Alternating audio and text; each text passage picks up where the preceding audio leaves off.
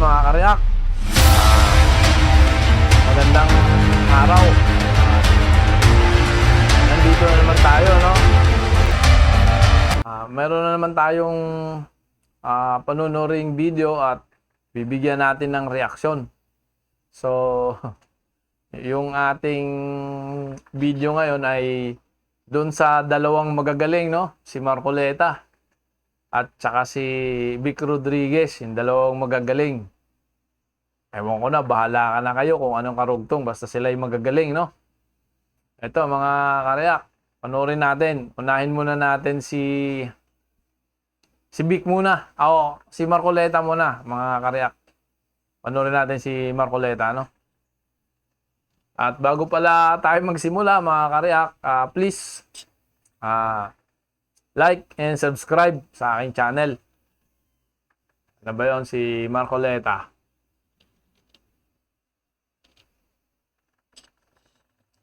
Yan, mga karyak. Simulan natin. Magandang gabi po sa ating lahat.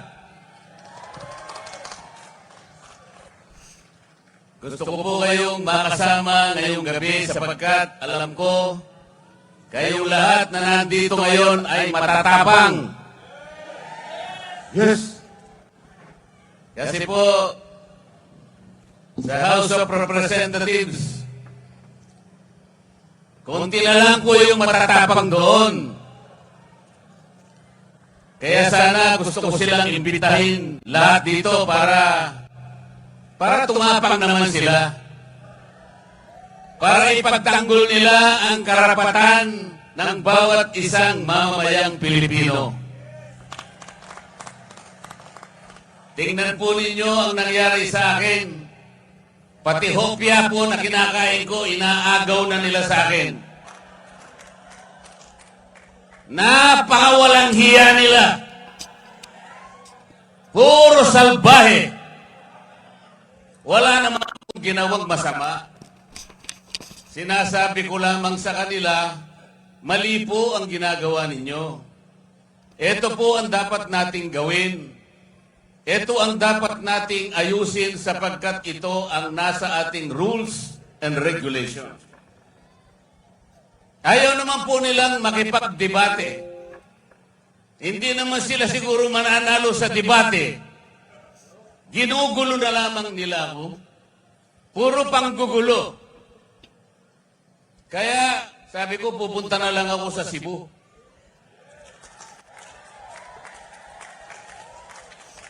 Sino ba magulo? Mas gusto ko pang kausap ang mga tunay na tao na nandito ngayon. Sapagkat sila, alam nila ang problema ng ating bansa ngayon. Ang presyo po ng bilihin ngayon, lalong-lalo na po ang pagkain, masyado na pong mataas. Kawawa na po ang ating mga kababayan, lalo na po yung nasa panig ng mahihirap. Hindi po nakikita ngayon ang problema na yan. Kaya lalong lumubha ang kahirapan sa ating bansa dahil sa korupsyon. Mahirap dito sa mga to paulit-ulit yung kahirapan. Laganap ngayon sa buong mundo, lahat ng bansa ay naghihirap. Lahat. Tumataas ngayon lahat. At wala silang magagawa dyan. Kung kayo pa na... Lubog na. Kung sila maupo, ewan ko lang. Baka mas lalo tayong maghihirap. Ang ating buhay. Tingnan po ninyo, halos 30% po ng pera ng bayan ay napupunta lang sa korupsyon. Ano po ang epekto nun? Pati education nagsasuffer. Pati public health nagsasuffer. Sinasabi ko... Ba't ayaw mong talakayin yung pangungurap ni Sara? Nakitang-kita. Ngayon ang gobyerno gumagawa ng paraan para maipsan yung ating ekonomiya ngayon na lahat naman talaga sumasabay.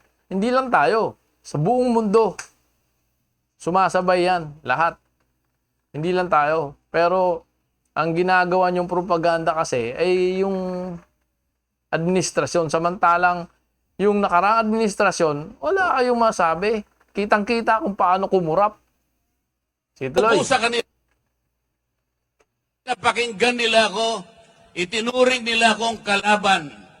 Kalaban nilang lahat. Tinanggalan po ako lahat ng committees sa House of Representatives. Ipinaglalaban ko lang naman na ibaba natin ang presyo ng kuryente sa bansang ito.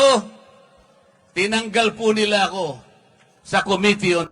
Kalokohan to si Marcoleta eh. Kasi nga, ang kapanahonan ni Digong, yung hawak pa nila ang administrasyon, hindi naman nila naipababa ang kuryente. Di ba? Ngayon, ngat-ngat yan ang ngat-ngat kung paano ibaba ang kuryente. Samantalang nung nakaraan, sa administrasyon ni Digong, wala rin silang nagawa. Walang nagbago sa kuryente natin. Energy. Inobjekan ko po yung bill na sinusulong nila doon sa Nordeco, sa bandang Mindanao, at doon sa Samselco, sa Zamboanga City. Ang sabi ko, pagka inapprove nyo ang bill na ito, lalong tataas ang presyo ng kuryente sa bahagi na yan ng Mindanao. Ayaw po nilang maniwala. Lahat po ng mga panukalang batas na ifinail ko na 10 bills, hindi po nadinig yun. Ayaw nila. Wala silang pakialam sa inyong kapakanan. Hindi yan totoo. Ang gusto nila siguro, tumaas ng tumaas ang kuryente sa ating Sino ba bansa. naman may gustong tumaas ang sus naman? Alam po ba ninyo kung ano yung pinapangunahing layunin ng batas sa kuryente? Ang tanong Ang nga sabi dyan, ng bakit batas, hindi nyo nagawa? Let us ensure the delivery of affordable rates of electricity to every Filipino. Affordable! Sa Bisaya, barato. Hindi barato. Ano ba sa Bisaya yan? Barato ba ang presyo ng kuryente sa Cebu?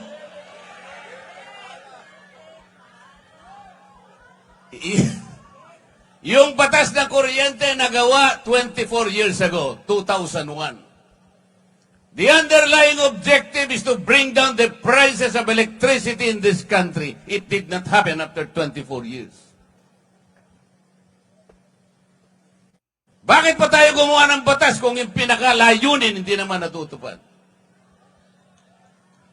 Tayo na po ngayon ang pinakamataas ang kuryente sa buong Asia. Yan po ang totoo. Normal. Tayo pinakamataas kasi tayo yung huli sa teknolohiya pagdating sa energy. Sila may mga power plant sila. 'Di ba? May mga nuclear plant sila. Tayo lang yung huling-huli. Kaya ang mahal ng kuryente sa atin. So ngayon, ginagawa na ng paraan ng gobyerno na hindi man lang pinlano nung nakaraang administrasyon. Hindi man lang gumawa ng proyekto kagaya ng ginagawa ni Marcos ngayon na tungkol doon sa baterya na magcha-charge at saka sa yung dagdagan ng windmill. Ano pa yung ginagawa ngayon ng Pangulo para makamura, mayroong pagkukuha ng ibang enerhiya, diba? Nung kapanahonan ni Duterte, hindi nila pinlanong gawin 'yan, diba? Bagkus may mga pinapasok pang Chinese na mga kapitalista para pumasok sa larangan ng ating ekonomiya at sila yung mamuhunan. Kaya maraming Chinese ngayon na sila pa yung presidente ng isang kumpanya pagdating sa mga pakinabangan ng dapat ay Pilipino lang ang humawak. Tuloy natin si Marcoleta. Kaya humirap na ng humirap ang ating buhay.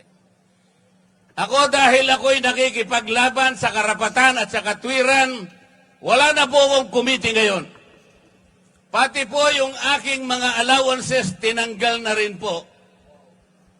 Pati po yung aking membership sa Commission on Appointments, tinanggal na rin po. Pati po yung mga pinadadaan sa akin na Wala kasing ginawa kundi ang tawag nito, maghanap ng mali sa gobyerno. Yun yung problema mo, Marcoleta. Tulong sa mga may sakit, yung mga gara pondo namin sa ospital, biglang finraise po lahat. Gusto nilang parusahan si Dante Marcoleta. Hindi po ako ang napaparusahan, yung kababayan po nating may sakit na gusto nating tulungan. Para si Inday. Ganito na po ang nangyayari sa House of Representatives.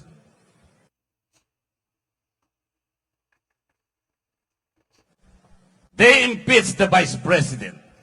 Kita mo? 215 representatives of the people signed the impeachment complaint.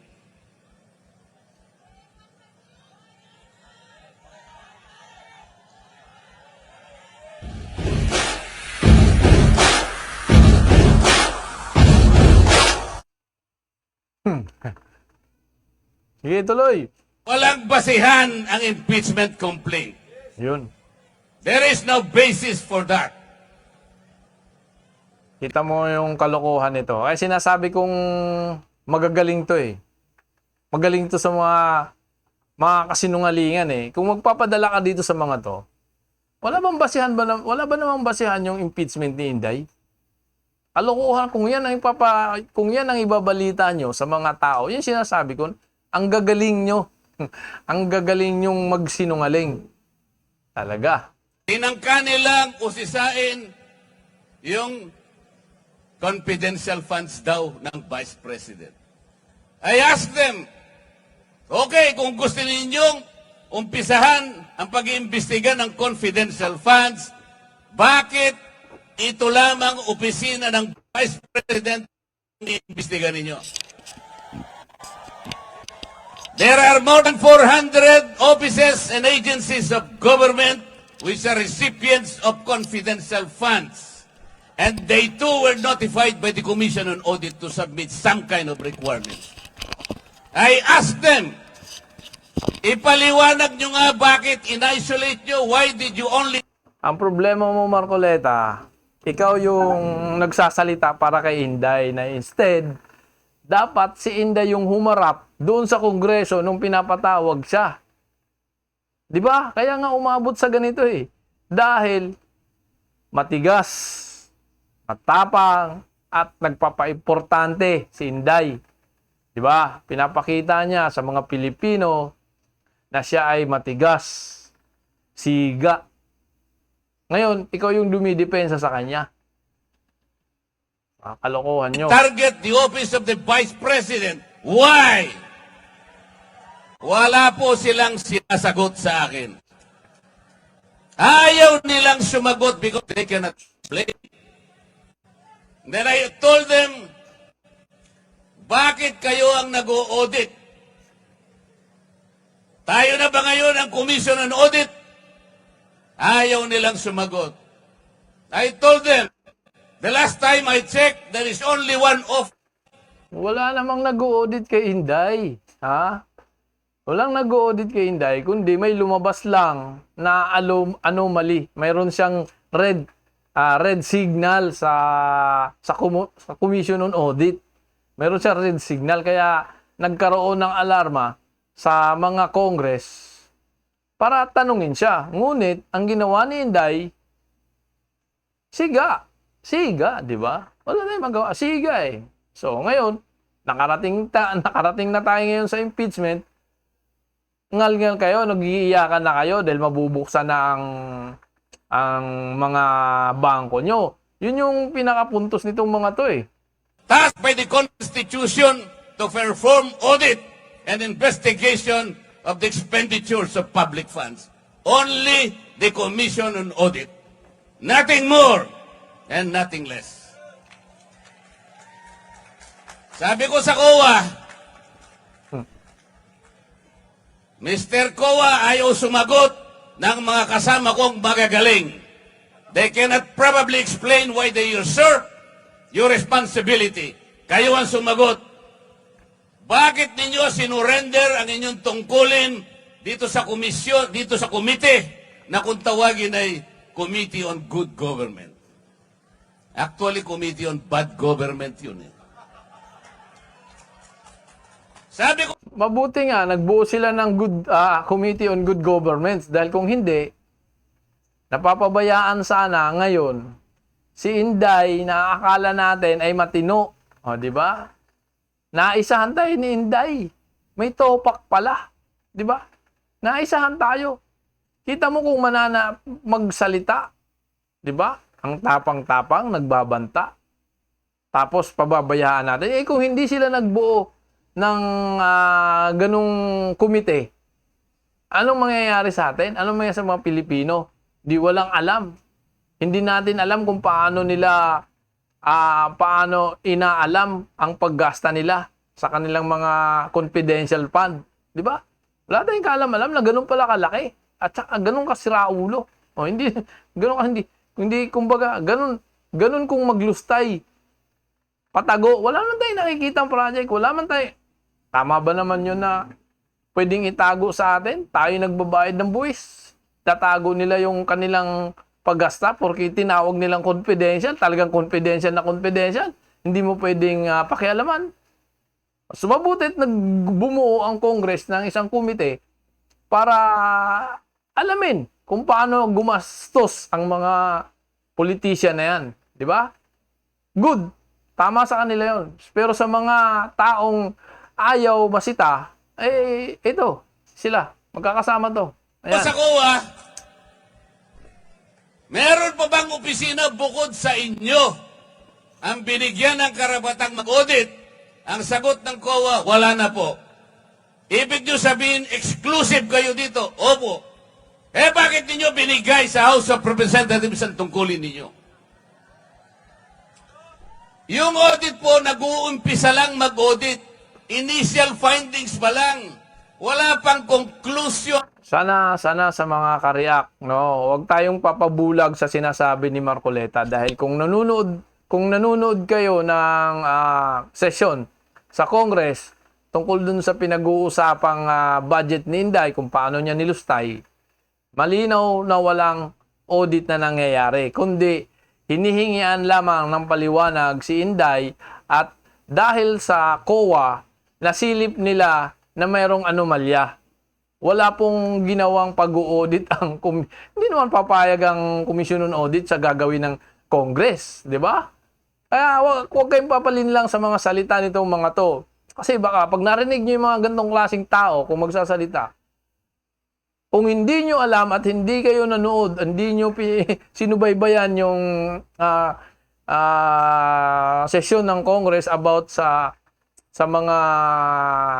mga budget na hawak ng mga opisyal, eh kapag narinig nyo tong salitang to, bulag kayo. Hindi nyo alam.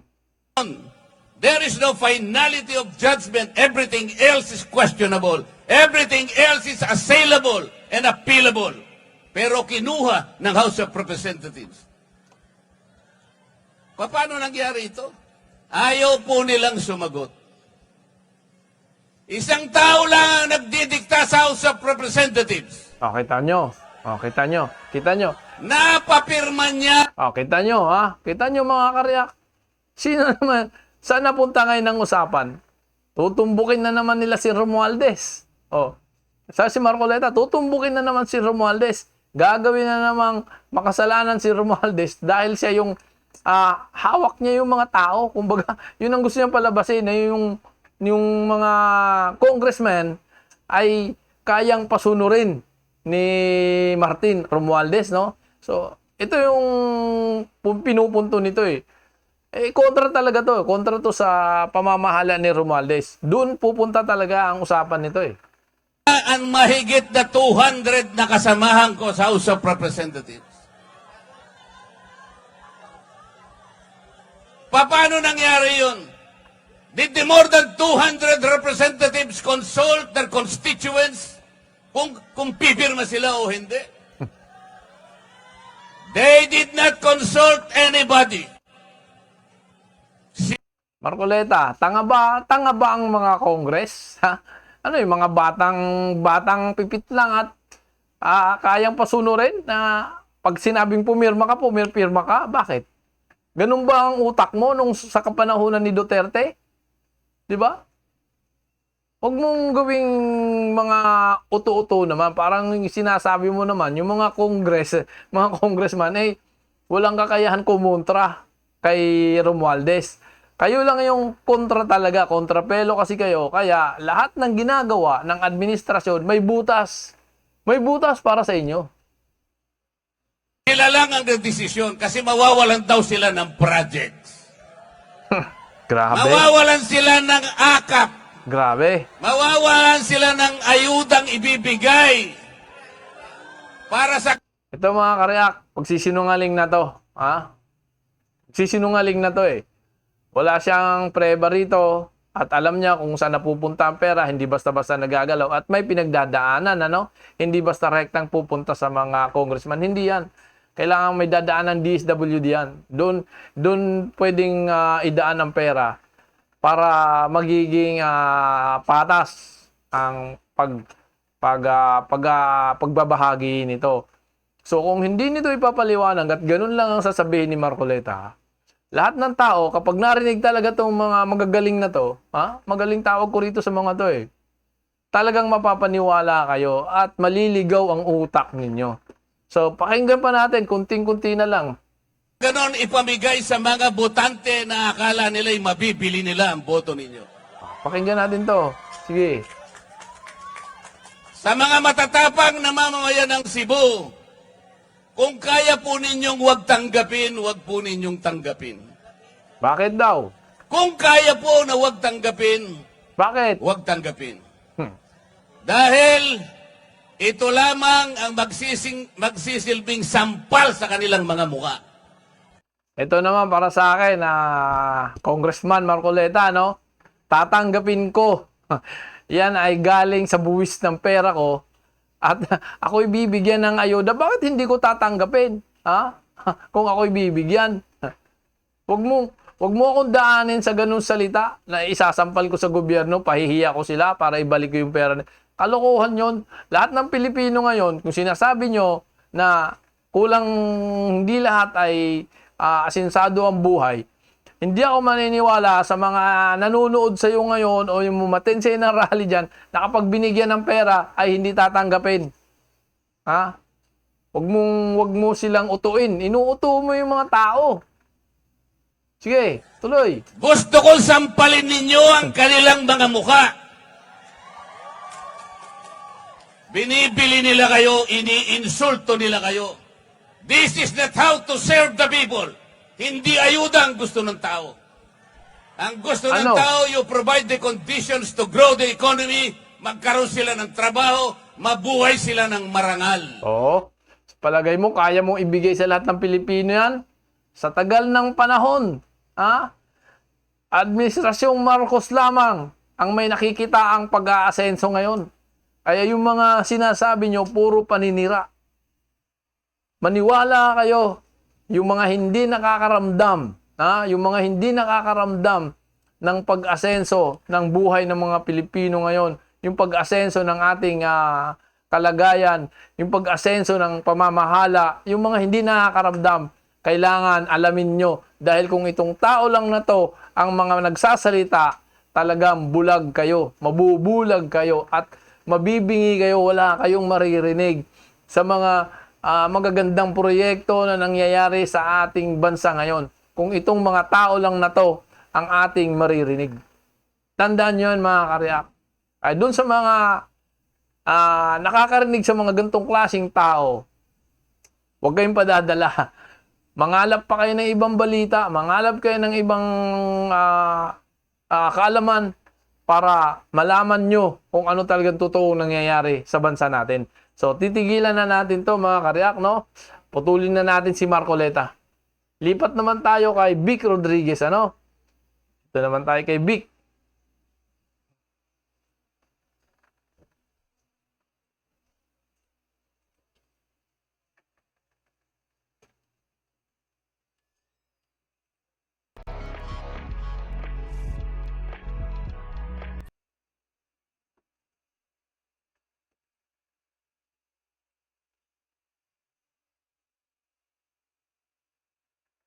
Mahirap dito.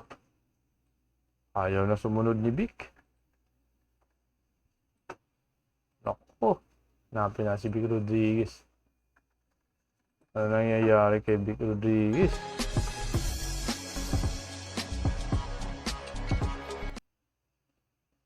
Sige lang, dang lang.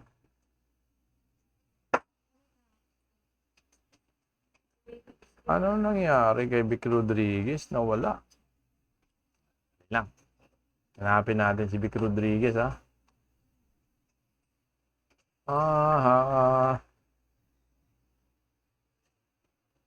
Wala na yung kay Vic Rodriguez. Tuloy.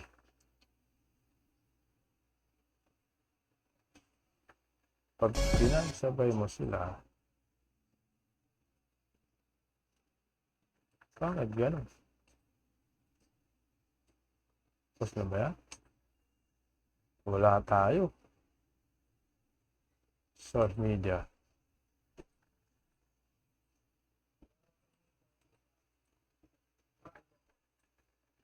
Right now. Close.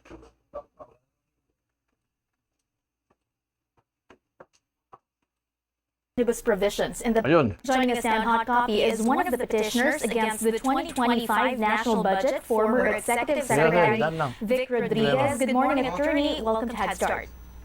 Good morning, Katrina. Good morning to all your viewers, and thank you for inviting me to your program today. All right, Attorney Rodriguez, let's start with your thoughts with regard to the explanation of some lawmakers that several omnibus provisions in the bicameral report are enough safeguards to guarantee that the printed version of the bill will prevail in case of discrepancies. Nagsisinungaling yung mga mambabatas na nagsasabing ito'y typographical, grammatical, or merely printing errors. Katrina, pahintulutan mo ako magsalita sa wikang Pilipino upang higit na maintindihan ng ating mga kababayan itong napakasalimuot na usapin ng budget. I'll try to simplify to the best of my ability itong usapin ng budget. Hindi totoo na walang depekto ang ating budget. That's why we went to the Supreme Court. Nag-file tayo ng petition because we believe pagod na ang mga Pilipino. We have to put a stop to this circus. It's time to get serious. Attorney Rodriguez, sabihin na po natin na mayroon nga di umano, ayon sa inyong camp, na mayroong mga mali o mga illegality doon sa national budget ng 2025. But at the end of the day, if accountability is what we are after, then why not just simply file maybe administrative or criminal cases against those who authorized or signed that bicameral conference committee report? Because, Katrina, what you're asking is for us background yan, to not to do our duty as a citizen. This is criminal.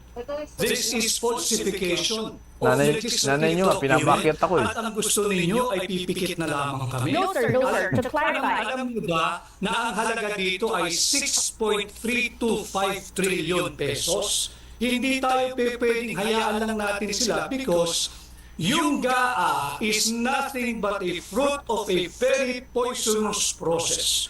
They have abandoned a clear constitutional mandate to safeguard every centavo of the Filipino people's money.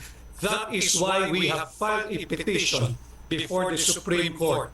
We agree that there may be some irregularities in the budget as you alleged. But if you are mentioning that there might be a criminal act here, why not go after those who authorize, in your own words, this poisonous process? Why would you hold the budget hostage based on the words of Representative Zia Alonto Adyong? We are not holding anything hostage here, Katrina. Tinatama natin yung maling-maling ginawa nila. Ito'y malaking kasinungalingan na walang depekto yung budget. And thank you for agreeing with me na maraming provision dito sa final bicameral conference committee report na blanco. Para lang maintindihan ng iyong mga manonood, ang proseso ng budget hindi po magkakaroon ng enrolled bill kung walang naipasang tama, legal at constitutional na bicameral conference committee final report.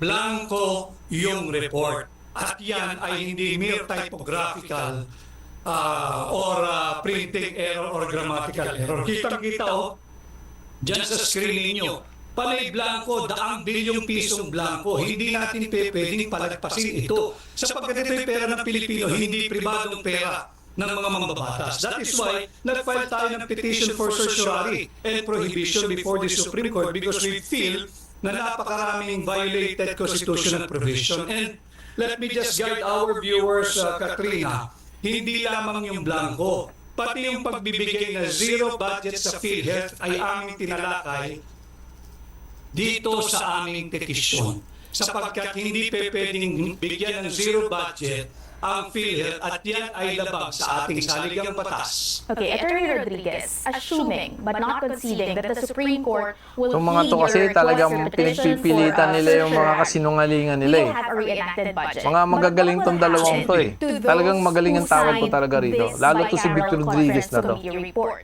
How exactly would they be held accountable when what you are questioning here is the constitutionality of their budget and not the actions of those who approved it? Tama ka, Katrina. Hindi pa natin mapapanagot yung mga naglagay ng halaga dyan sa blanco. Bakit? Sapagkat patungo pa lang kami ron. At kami naghahanda ng sulat dyan sa Secretary ng House of Representatives at saka dyan sa Secretary ng Senado na ibigay sa amin yung pangalan ng mga empleyado na bumubuo ng Technical Working Group o Technical Working Staff. Nang sa ganun ay makita natin kung sino talaga ang dapat nating panagutin in violation of Article 170 of the Revised Penal Code, falsification of legislative document and falsification of legislative proceedings and usurpation of legislative authority. Ito lamang yung mga ilang kaso na isasampa natin. At kawawa yung mga miyembro ng Technical Working Group kung sila maiipit. Ang mahirap dito sa mga to, no? Gusto nilang guluhin, sasabay sila, magsasampa sila para mag-ingay sila dahil ang talagang puntos, ang patungo ng kanilang usapin ay para lang pigilin yung mangyayari impeachment kay Sara. So parang sinasabay nila ang pag-iingay nila at pinagdidiinan nila kahit puro sila kasinungalingan, ano? Puro kasinungalingan yung lumalabas na gusto nilang iparating sa mga tao para makunbi tayo na totoo yung mga pinagsasabi nila. Pero mamaya, mga karyaka, panunurin muna natin to si Victor Rodriguez, ano? At saka natin magbibigay tayo ng preba rito. Dito at I suggest sabihin nila yung totoo kung sino talaga ang merong makating kamay na nagsulat ng mga halaga dito sa bakanteng Bicameral Conference Committee final report. Sir, bakit hindi po ito yung prosesong inuna natin? Why not prepare for this or file this first before actually asking or questioning the constitutionality of the 2025 budget? I ask you, why not? Why not? Primarily because if yung constitutionality again po yung kina-question natin, those who will be primarily affected ay yung publiko. Tayong mga taxpayers na makikinabang dito. It's even election year and the budget of the COMELEC may be affected. So why not instead go after those who signed, who approved a bicameral conference committee report that has blanks? Because we cannot in our conscience let the Marcos administration makalusot dito sa unconstitutional 2025 budget. Pera ito ng mga Pilipino. Pera mo ito, Katrina, pera ko ito. Pera ito ng lahat ng taxpayers at hindi tayo dapat pumayag na gamitin nila ng unlawful, illegal at immoral ang ating buwis na binabayad kada taon. At tama yung sinasabi mo, pananagutin natin lahat ng nakialam dito sa unlawful, unconstitutional, invalid and immoral Bicameral Conference Committee report. Kaya nga kami dudulog uli sa House of Representatives at sa Senado. Susulat kami, hihingi namin yung mga pangalan ng Technical Working Group o Technical Working Staff. Nang sa ganoon, makumpleto natin yung hinihingi nating transparency and accountability. At yung sinasabing paano ang mag-ooperate ang ating gobyerno, mag-ooperate ang ating gobyerno under a reenacted budget. Huwag ko kayong matakot dahil wala namang developmental content itong 2025 budget, panay politika ito eh. Ito precisely ang ayaw nila. Pag nag-issue ng TRO ang Korte Suprema, mahihinto yung kanilang AYIX, mahihinto yung kanilang AKAP. Yan ang ayaw nila. Speaking of a reenacted budget, Attorney Oh, galit na Rodriguez, galit we sila sa have to budget, acknowledge that once we have, if we have a reenacted budget this year, one of the primary Isa lang beneficiaries of this isa lang will ang be the Office of the pinanggagalaitan Vice nito eh. President. Your Nawala siya ally, sa Vice administrasyon eh. President Sara Duterte, because she will have a 2 billion budget compared to the almost zero budget that she would receive under the current 2025 General Appropriations Act. How then do you respond to your critics, particularly in the House of Representatives, who say that what you're doing right now is a sort of strategy to give the OVP, to restore the OVP's budget? Una-una, hindi zero budget, Katrina, ang Almost OVP zero ng budget. 2025. 700 million pesos plus ang budget ng OVP, hindi zero. Pangalawa, sino ba nagko-control ng release ng budget? Hindi ba DBM? Halimbawa, nag-reenacted budget, di wag nyo i-release just to prove to you and to those clowns in Congress na wala kaming pakialam sa budget ng Office of the Vice President.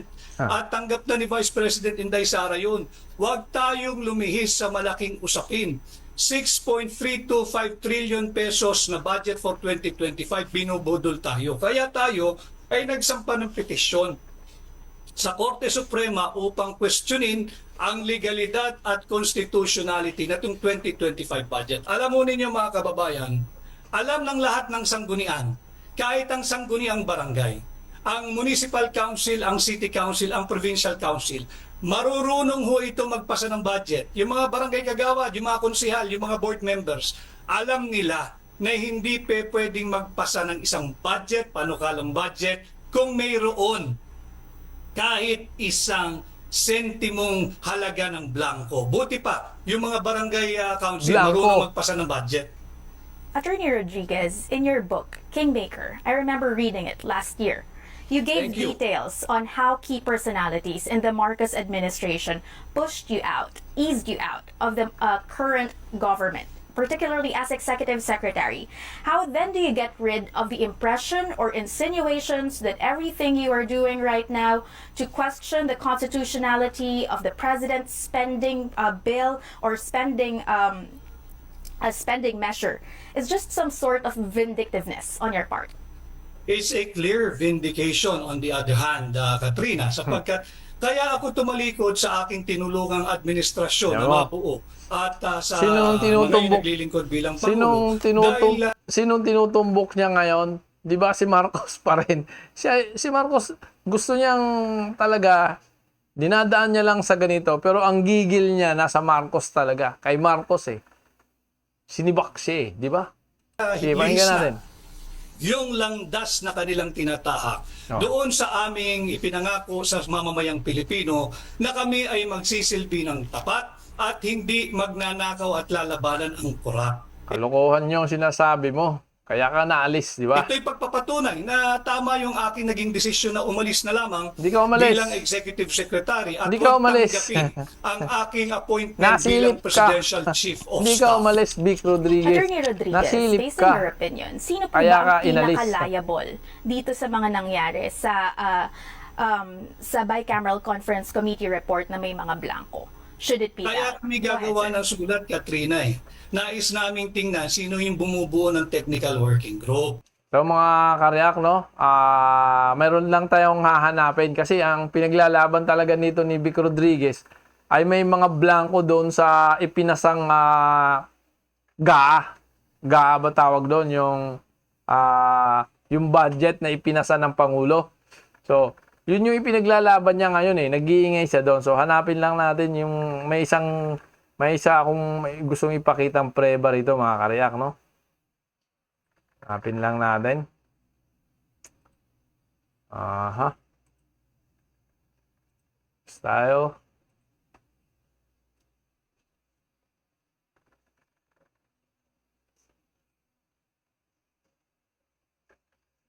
Hanap.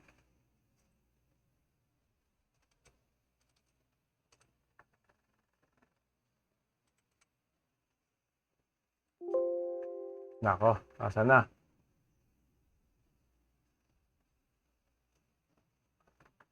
Ayun mga karyak.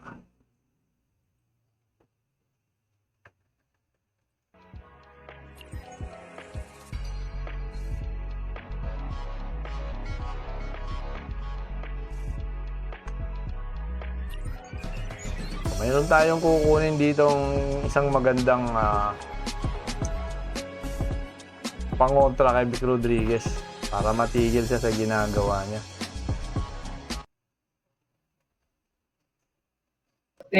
Ito'y kasong kriminal. At pilit nilang ang pinag-uusapan ay Duterte pa rin.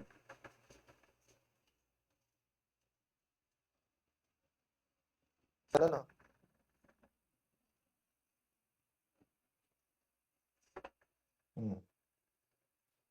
Ito rin kaya yun? Pareho kaya kami ng tinitingnan na Bicam report. Ito, si Coach Jared, no? So, nakita ko Sige. lang to kay Coach Jared. Ayan, Ito yung preba. December 11, 2024, 4:08 Ito yung preba na yung pinagbibigkas ni Vic Rodriguez ay ito yung preba na siya ay nagsisinungaling na yung ipinasang batas sa budget ng 2025 ay mga walang perma. So, ito, mga karyak, no?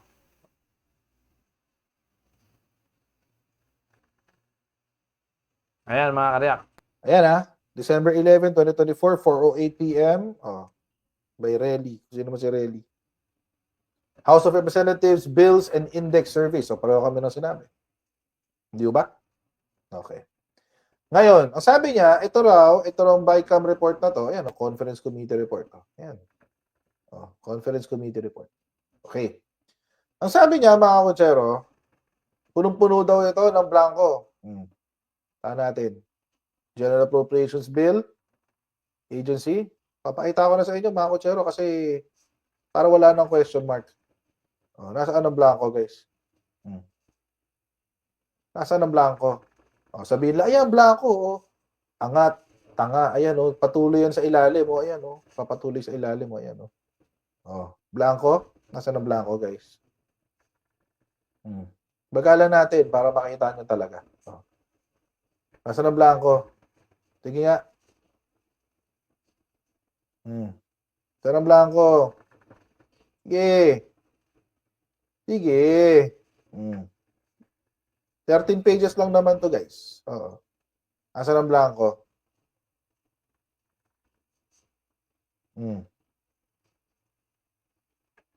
Yan.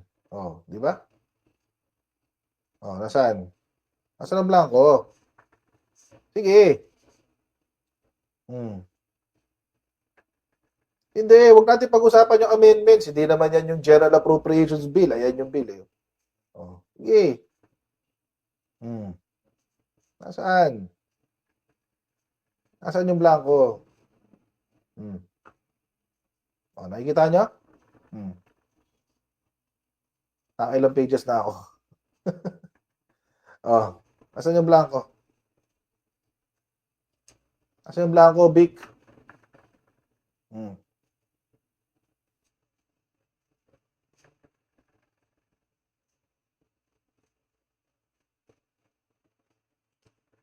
So, ayun mga karyak, no? Yun yung preba natin na itong si Torne Vic Rodriguez ay isang sinungaling, no? At salamat kay Coach, no? Kay Coach Jared. Hiniram natin yung kanyang video para hindi tayo mahirapan maghanap kasi sa kanya, pinatunayan niya rin yung pinagsasabi nito ni Torne Vic Rodriguez na siya isang magaling din. Magaling na magsinungaling. Ano? So, yun yung topic natin magaling magsinungaling. So, dumako na tayo sa iwanan na natin yan mga karyak at napatunayan na natin na yung pinagsasabi nito ni Vic Rodriguez ay puro panlilinlang lang, no? So, may isa pa tayong panuno rin mga karyak. Ito. Nagpatutsada si dating Pangulong Rodrigo Duterte sa pag-impeach kay Vice President Sara Duterte. Layo ng anya nitong maetsapuera ang anak sa pagtakbo sa 2028 elections. Ang mapayag ng dating Pangulo tinawag ng Malacanang na walang basihan at katawa-tawa. Nakatutok si Mag Gonzales. Kumbinsido si dating Pangulong Rodrigo Duterte na inimpeach si Vice President Sara Duterte dahil ginigiba ito para sa 2028 presidential elections. Ilang gustong tangtangon si Inday, pamuniti ka ba? Kay pagkahuman god ni Marcos, ug manaog siya, ug di siya magdiktador, may naagi ikapuli. Wala sila ikapuli o ang kontra nila si Inday. Why build this Inday? Ug modog. So, karon pa lang gusto nilang piangan. Pinalaga ng Malacanang ang mga pahayag ng dating Pangulo. Sabi ni Executive Secretary Lucas Bersamin, walang basehan at katawa-tawa ang mga pahayag. Isa na naman daw itong budol mula sa anyay one-man fake news factory. Budol budol. Dahil raw ng laging ginagawa ng Administrasyong Marcos Jr., susundin nila ang konstitusyon, rule of law at gagalangin ang karapatang pantao. Tugon ni Bersamin sa komentong diktador, sa ilalim ng Administrasyong Duterte nga aniya, ikinulong ang mga kritiko ng gobyerno at basta-basta pinapatay ang tao. Si Senate President Chis Escudero nanindigang hindi sila pwede magsimula bilang impeachment court habang nakabreak ang Senado hanggang Hunyo. Payo ni Escudero sa House Prosecution Panel, Imbis na manggigil sila at madaling magsimula, mag-aral na lang sila, asigasuhin nila yung pagkalap ng ebidensya. Nakakahiya kung hindi nila magagawa yan sa takdang panahon. Sa haba ng panahon, dapat sila naghanda na. sagot ni House Prosecutor Representative Joel Chua, naghahanda rin po kami at hindi naman po kami gigil, nire-respeto namin kung ano man po ang magiging desisyon o pasya ng Senado, lalong-lalo na po ng ating Senate President. pero kung magdesisyon ang Korte Suprema na isagawa kaagad ang trial, tatalima ba ang Senado? Pagbobotohan niya ng Senado na yung ako ang tatanungin, dapat may mabigat na dahilan para hindi yan sundin ng Senado kung sakasakali. Para sa GMA Integrated Ayun mga karyak, no? Tapos na yung ating video. At narinig naman natin yung dalawang magagaling, no? Si Vic Rodriguez at si Marcoleta. At yung tungkol naman kay Duterte, yung sinasabi niyang kaya raw gustong pababain si Inday dahil ang administrasyon ay wala silang mapiling paupuin. At si Inday lang yung kanilang matinding kalaban. Para sa akin naman, kung titingnan mo yung komento ni Gadon, si Gadon nga gusto siyang patakbuhin mag-resign na siya, dapat hindi siya ma-impeach para malaman nila yung sinasabi nilang malakas yung kanilang pagtakbo, kumbaga marami silang butante. So, yun yung sinasabi ni Gadon. Kaya yung sinasabi ni Duterte na parang natatakot ang administrasyon dahil malakas si Inday, sa totoo lang, bobo na lang, 'di ba? Bobo na lang yung taong boboto pa kay Inday. Sos naman. Talaga. O sino man yung gusto pang iupo si Inday sa gobyerno, yun ay talagang ang hina na ng kokote nun. Wala na. Kumbaga, kulang na yung pag-iisip nun. So, siguro mga karyak, huwag na nating habaan, no? Okay na yung ating nakita naman natin. Yung pinagsasabi ni Vic Rodriguez ay, ayun, napakitaan natin na yung mga pinagsasabi niya mga blanco, hindi totoo. Si Marcoleta naman ay talaga namang gigil na gigil lang yan sa administrasyon at pati yung nakikita niya yung ating pagtaas ng mga bilihin ngayon at saka yung tinutumbok niya kay tungkol kay speaker, kung tutusin, doon siya galit. Hindi mananalo yan mga karyak. Kahit anong gawin nila, hindi sila mananalo. Kitang-kita naman kung ano yung pinagagawa nila. So hanggang doon na lang mga karyak. At huwag kalimutan mag-like and subscribe. At naway, sinasabi ko bago tayo magpapaalam, naway bigyan tayo ng malakas at malusog na pangangatawan ang buong pamilya natin ng tagapaglikha. Yung tagapaglikha lang ang may kakayanan na magbigay sa atin nun. Yung hindi tayo magkakasakit at naway iligtas tayo sa mga bagay na hindi kanais-nais. So, yun lang mga karyak. Hanggang doon na lang. Muli. Bye!